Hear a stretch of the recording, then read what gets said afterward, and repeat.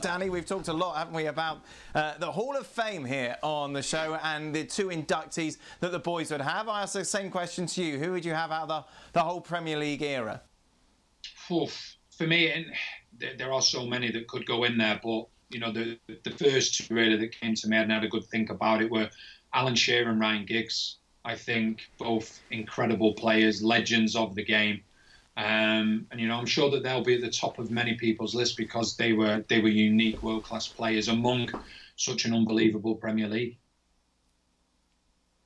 What about, of all the current players who have ever played in the Premier League or are there now, who would you have? Who would be the first person that you would induct who are still playing?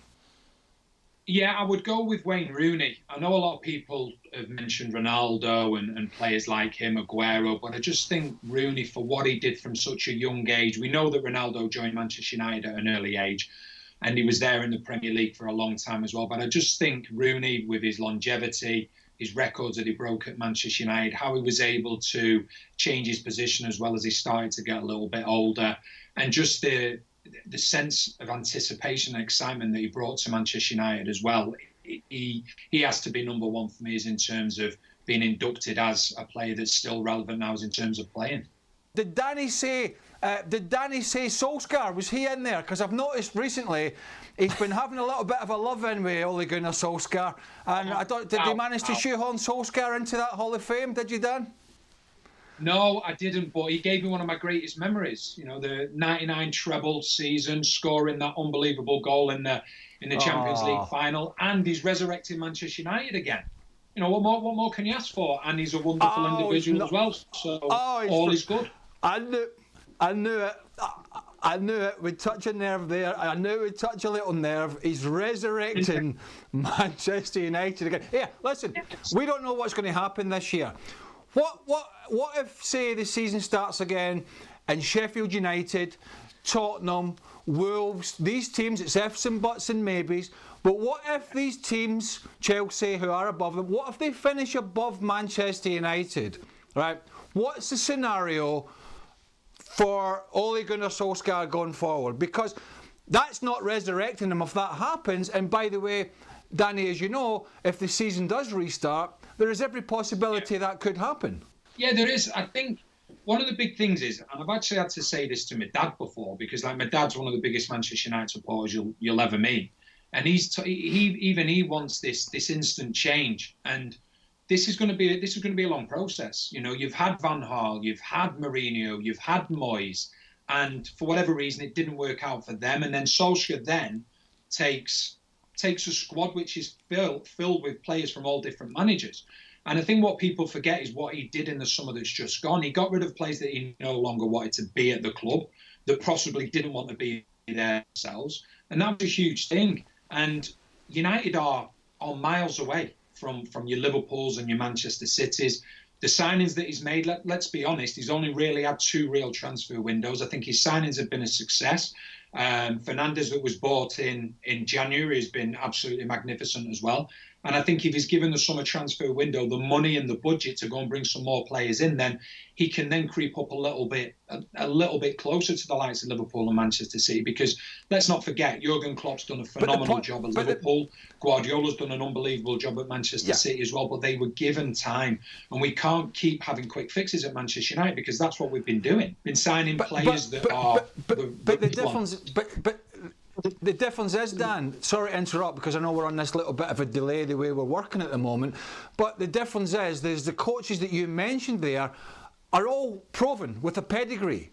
You know, Klopp, Guardiola, so you can trust them with a process and with a long-term plan, as City, as Liverpool have done. But and I know before everything was shuttled down for the lockdown that United had got better and they had signed Bruno Fernandes, the results were getting better. I understand that, but the season hasn't finished. But what's in the pedigree of Ole Gunnar Solskjaer in terms of management that people should trust him for the next 4 or 5 years at Manchester United? What, off the back of some good results recently with a new signing? I mean, that's a big ask. No, of course it is. But I think what you have to look at, to look at Solskjaer and say, as you quite rightly say, as a coach, as a manager, he's not really done that much. Look at Manchester United's 2 previous managers. They'd won everything. Didn't count for anything. Didn't give them any success. Yeah. So what do you want to do? You know, so you have to look at it both. Van Gaal came in as a world-class manager. Mourinho, we know all about him, came in as a world-class manager, didn't work for him.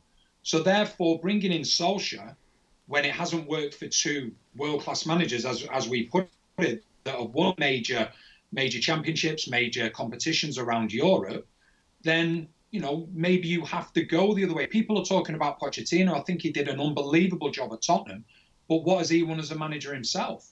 So I just think that whoever is to take charge at United, whoever was to take charge, should I say, after Mourinho, had a huge amount of work to do. And I'm not talking about on the pitch, I'm talking off the pitch. Players that didn't suit certain styles, players that were brought in for different managers. So what you have to do, you have to take care of the work off the pitch before you even dream of getting any success on the pitch. But Pochettino did get them to a Champions League final, Tottenham that is. My point would be, if the season restarts, and it's a big if, and Man United don't get into the position they want, and these clubs do finish ahead of them, what's the scenario for Ole Gunnar Solskjaer going forward? If they finish 6th, 7th, 8th in the league, does he still get the job and push United forward next season? I think he has to be. I think he has to be kept in the summer. Else, otherwise, what you're going to do, if you say, right, okay, we're going to go again, that means a manager's going to come in. He's going to want another 250 million pounds. He's going to want another group of players that suit his style. Therefore, some of the players that have been brought in for 60, 70, 80 million pounds may not suit the style of the new manager. So what you're going to keep doing, you're going to keep ripping it up every 2 years, because that's what United have done. And due to ripping it up, you lose your identity. And Manchester United, since Sir Alex Ferguson left the club, have completely lost their identity.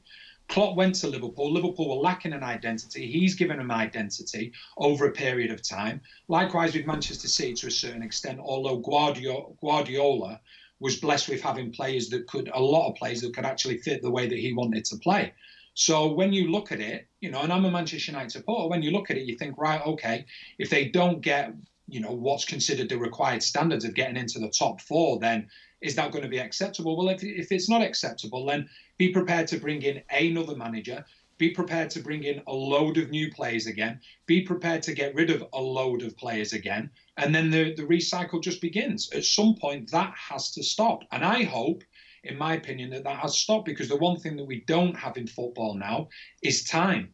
And I think if he's given time, give him the next transfer window, give him the January transfer window, and see where we are at the end of next season. Because at the moment, to get rid of him, when I think he's going in a trajectory of upwards, then it would be a false hope, because then you say, right, we'll go and get a world-class manager like a Van Gaal, like a Mourinho, but then you'll be ripping up the script again after 2 years. Well, thank you very much for watching ESPN on YouTube. For more sports highlights and analysis, be sure to download the ESPN app. And for live streaming, premium content, and let's not forget as well, ESPN FC 7 days a week. Subscribe to ESPN+.